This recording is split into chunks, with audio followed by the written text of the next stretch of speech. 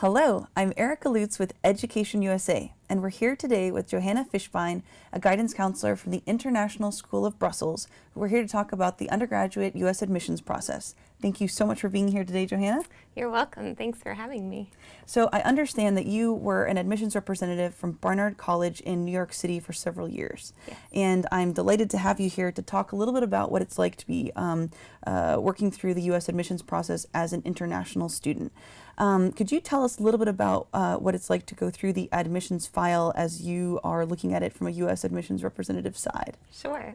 Well, I always tell our students, I think the best thing about the U.S. admissions process is when they say holistic review, they really do mean a holistic review. So for a lot of schools, it's not just test scores and it's not just one thing, but they're looking at lots of different things. So when I used to read an admissions file, we would first actually look at extracurriculars and see, like, what does this student like to do when they're outside of the classroom? What are they passionate about? Which is why we always say students start doing things in 9th or 10th grade, and like long-term involvement is good.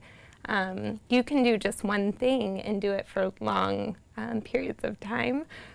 So for example, we have some students who did dance, but you dance 40 hours a week. That's a long-term commitment. We don't expect that you've done lots of other things. So we looked at extracurriculars, then we would look at their essay and their supplement. Interest in a college or a university is the most important thing, or besides grades. And so I think a student showing that this school is where they really want to be and recognizing what about that school makes it a place they want to apply is very important. What are things that students can do to show their interest in a school? Do your research. Don't state things that are on the website. Don't state things incorrectly. Barnard was a college, not a university, and we would always laugh when a student wrote, and I'm applying to Barnard University. No, it's a college. So just making sure that you've done your research and that you can speak to what you're going to bring. What is the student going to bring to the campus, and what are they going to take advantage of on the campus? And really talking about why the school is a good fit for the student and why the student's a good fit for the school. And that's why those supplements are so important, I think. And you mentioned supplement, so I assume that you're talking about in the common application process, you have a general essay, and then students are often asked to do a supplement. So the supplement is something tailored to each school, and each school has a different question of the supplement? Correct. So because the common application, you can now apply to 400 schools, most schools also have a supplement, which is where they want to see, why are you applying to us instead of the other 399 schools? And so that's why it's very important. Some schools it's a short answer question, some it's 4 short answer questions, some it's just 1 extra essay. Can you think of an example of a supplemental statement that a student might have to tailor their question to? So Yale, or Barnard used to ask, Anna Quinlan is an alum of Barnard. She said she majored in Unafraid. What does that statement mean to you? So it's getting at things like leadership. Why do you want to be at a women's college? Things like that. I know there used to be a school, I want to say it was Brandeis, that said, would you want to live in a world run by robots or dinosaurs? So that's very creative thinking and looking at that. Yale asks, what is the nicest thing anyone ever said about you, or talk about a compliment. So things like that. If I'm misquoting those questions, I'm sorry, but it's those types of things that are very helpful to get why students interested. That's really interesting because, of course, we're working a lot with international students who might not have had the extracurricular experience as you were aforementioning. In other words, a student is, let's say, in Europe, largely perceived as only a student, so should only be focused on their schoolwork. What would you tell a student then that hasn't, by the time they're maybe close to graduating, who hasn't had a significant amount of leadership experience? What is something that they could do to improve their application? Well, I think just explaining and giving the context of where they're coming from. So there's also an additional information section on the Common Application, and I always recommend a student feel comfortable filling in that section and talking a little bit about their background. So if you're at a lycée, chances are you're at school till 6 or 7 at night, you're not going to have extracurriculars and they're not part of the curriculum, and just tell the admissions counselor that. If it's not a common application school, you can always email the admissions counselor too, and I encourage students to do that, and that's kind of a US thing. Some schools in Europe, and you don't really email them, but in the US you can, and there's usually a person you can find on the website who you can always just say, hi, my name is so-and-so, I'm from the International School of Brussels, I want to tell you a little more about myself, and that will go right in with your file. So that would be another way of showing interest to the school as well. Does a school keep all types of correspondence on record, generally speaking? So in other words, if you have student Y who's applying and all of a sudden you're reading his application, can you bring up emails and so on that the student has sent you? Is that something that might be of interest? Some schools do, and some don't, but regardless, if you've emailed that person, they're going to recognize your name when your file comes up, and they'll think, oh, I remember seeing some emails from that student, they must be interested. So I think it can't hurt either way. Very good. And are there things that you would say, so you receive an application, maybe we can just go through the process. So you have a file in front of you. The first thing you see on the top is the actual common application file. Beneath it are the transcripts. Just tell us what it is that kind of comes into a package that you receive. So we get a file, and it has on the first part, the front page of the common application, we see your demographic information, see where you're from, see your citizenship. Citizenship can determine financial aid, things like that. So we look at that first. And usually the most important thing about that front page is to just make sure the right person is reading your file. So the person in charge of Europe would read files from the International School of Brussels. Then we look at extracurriculars, which you list on the common application, then the essay, then the supplement, then your transcript. So when they look at your transcript, and it's not always read in this order, but often when they look at your transcript, they'll have seen your extracurriculars and your essay and supplement, so they can look at you in context. So look at transcript, they're looking for a rigorous program, whether it's IB, AP, whether it's just honors classes, lycée courses. Then they're going to look at your guidance counselor recommendations, so make sure you know your guidance counselor. For students at local schools, they might not have a guidance counselor, so it should be a dean or a head or a principal, someone who is not a teacher who can speak to the whole class. That's the purpose of the guidance counselor recommendation, is to talk about the student in the context of their graduating class. And they're the ones who give background on the school. So they might say, we are a lycée, we don't have extracurriculars, our students don't have access. And then, oh, we know that, it's good. And then teacher recommendations, usually schools like to see 2 of them. I recommend usually a teacher you've had in the last 2 years, just to be more current. And then they're going to look at testing. Some schools require SAT, ACT testing, some don't. Students have to do their research. Some require subject tests. Some, if you take the ACT, you don't need a subject test, so it's just important to look at the websites. And then they're going to look at any supplemental information. So some schools have optional interviews. If something's optional, do it. So if there's an interview available, I always recommend it. It usually helps and it seldom hurts. But again, make sure you've done your research first. And then if a student's really involved in art, sometimes they send samples of their work. If they're applying for music, they might send in a sample of their music, things like that. And then they review it all together, and that's what holistic means, is that they're not making a decision until they've seen everything about you.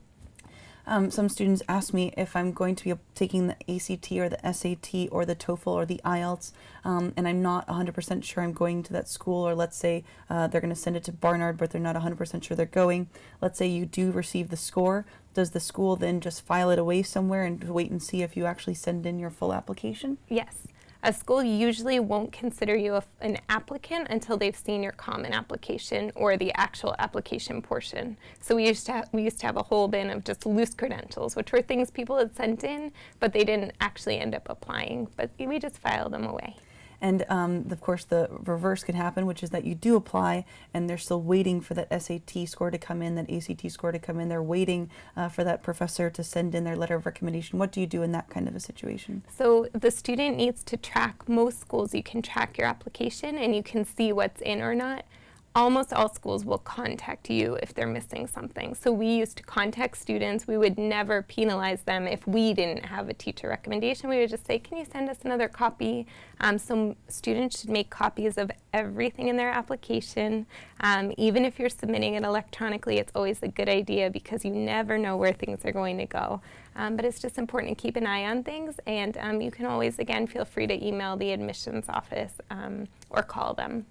And on the same note, if they had extra information that they would like to say, or for some reason their transcript didn't upload properly into the Common App, whatever it may be that they were trying to upload, I should say, is it okay that they go ahead and send a printout version and send it directly to the admissions office?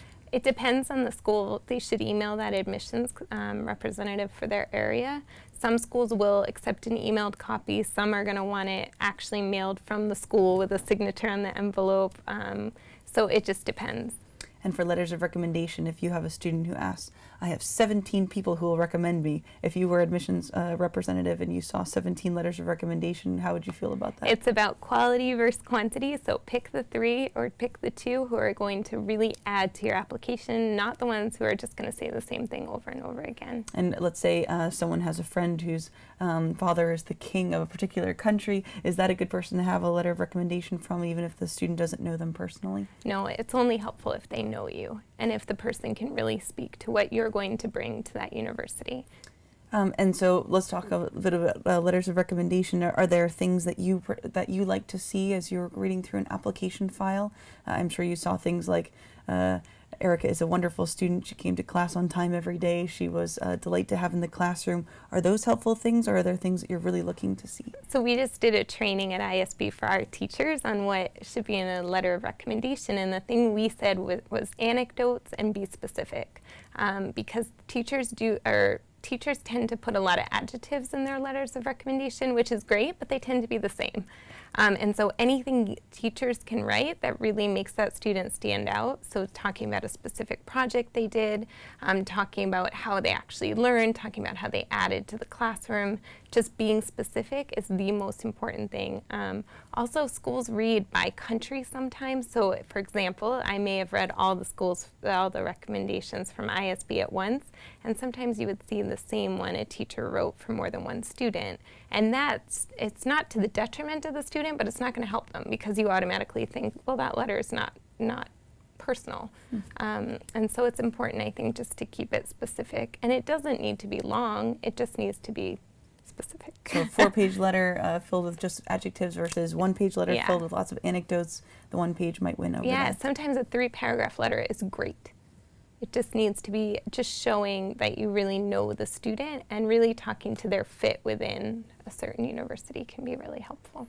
So letters of recommendation, of course, we have the international issues of some professors outside of the United States being a little bit more modest and subdued than American professors. Of course, admissions folks know that. Yes, they do. And they'll be used to seeing from certain countries, you don't see specific letters. And then you look at other things. So that's when you hope the guidance counselor can really speak more to the student. And that's when we might encourage students to send in more supplemental recommendations. For example, if they play on a football team or something like that, other people who can speak to their personal characteristics if they don't feel it was conveyed in their teacher recommendations. So you have transcripts, which of course are, I'm guessing, significantly the most important because they're your academics, the bedrock of your application.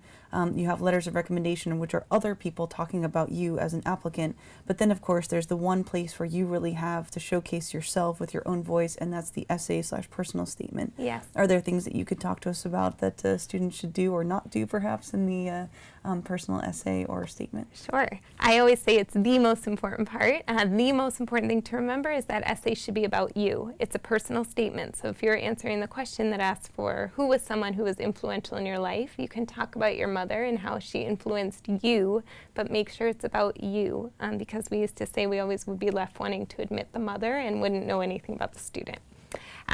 So doing that, you want to proofread it.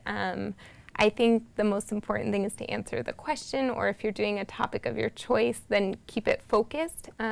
I think broad is usually dangerous. I think, again, more specific and focused tend to be better. Now it's usually around 400 words, so keep it to that. And just make sure that if you're funny, be funny, but if you're not funny, don't be funny. You want it to really convey who you are. And don't make silly spelling errors. Have at least 2 people read it, one who doesn't love you, all the usual things. Just really making sure it is your best work. And the supplement is the same. It deserves just as much attention as that essay. And I think often students think, oh, it's short answer, I don't need to pay attention to it. But it needs just as much proofreading, rewriting. I have students writing 10 drafts of their personal statements. That's good. It should be going back and forth, and it should be your best work. I have students that say, well, I never had anything dramatic happen to me. I never saved the lives of 10 people from a burning building. Are those the types of things that need to be so sensational in an essay, or could it be something so simple? No, the simple ones are usually really good. My favorite essay I ever read when I was an admissions counselor was about a girl who wrote how her whole family had skinny legs and all the places those skinny legs had taken them. And it was such a simple idea, but it was beautifully executed, and you really felt, oh my gosh, I know who this student is. And so I think those are the most powerful essays. Because that's the idea, right, is that you have their transcripts, you know their grades, you know what courses they took, you know what extracurricular activities they did, you know if they were a leader or not, but you don't actually know the actual student until you start reading those letters of recommendation Right. and the essays to get a sense and a feeling of what the student is like. Is that right? Exactly. And a lot of times they're going to read your essay and supplement before they even look at your grades or your recommendations. So that's where you can really introduce yourself to the admissions counselor. So we don't want students to feel too much pressure about it, but that is the most important part besides your grades. So that's where you can really say, pay attention to me, and look, and students should use it to do that. At least it's the most important thing that they can change their Right. their last year, their senior year, in order to change something on their application. Can you just explain what a committee is? I know that briefly you had mentioned something about how a committee would read your application or going into a committee. What does that mean from a U.S. admissions perspective? So a lot of colleges and universities in the U.S. have a committee review process, which means your admissions decision is not determined by one person, but it's determined by a committee. So maybe it's 5 people, maybe it's 8 people, maybe it's the whole admissions office, and they meet and sit around a table and they talk about you. So some applicants they talk about for 5 minutes, some they talk about for 45 minutes. And that's why when you're writing your essay, we always say don't be controversial, because you never know who's going to be reading it or what perspectives are in that room. If there are 10 people, those are 10 very different points of view. But the great thing is that one person might think, oh, this student, I'm not so interested, and the other 9 people might think this student's amazing, and then the student's going to get in. So it just means you have lots of different people debating a decision, and it's not black and white. There are a lot of different thoughts coming into the process. And so there's never one person to blame, and there's never one person to thank. It really is usually the whole school making a decision. That's great. I think we're coming to the end here of our interview. I just had a few last short questions, if you wouldn't mind. Often students will ask me, how long does it take someone to read over an application? I'm sure there's not one particular answer, but is there something that you could give guidance to? Are they looking over your application for 3 days nonstop? Are they looking at it for 2 minutes? No, it used to be around 10 to 15 minutes. Great. But then we would go back, and a lot of times they do read by school group. So then you might go back and compare other students from the same school group. And I know since you were a representative from Barnard College that you were working for an all-women's college. Could you say a word about an all-women's college and what that means? Sure. So women's colleges are something that I think are unique. It's a place where I think there's a huge focus on leadership and really pushing a woman to be the best she can be professionally, academically, socially. There's a big misnomer or I think misconception that women's colleges are just a bunch of feminists going around like, and that's not what it is at all. It's more of a community, and it's just a really strong community. And it's very co-ed, and they have tons of extracurriculars to get involved in, but it's just that at this school, even though there may be men in your classes, the curriculum was designed for a woman, and you're going to see more strong women to kind of follow and mentor you. And I will say that I used to always be able to tell who was a Columbia student and who was a Barnard student, because the Barnard women are so confident. And it's just, there's no telling them no. They're just like, of course I can do that. Why couldn't I? And so I think women's colleges can often be a great fit for the right type of student. Super. Well, thank you so much for all your valuable information. Thank you so much for taking the time to talk to us today. And thank you for being here. You're welcome. Thank you for having me. And we'll see you next time on Education USA TV. Thanks a lot.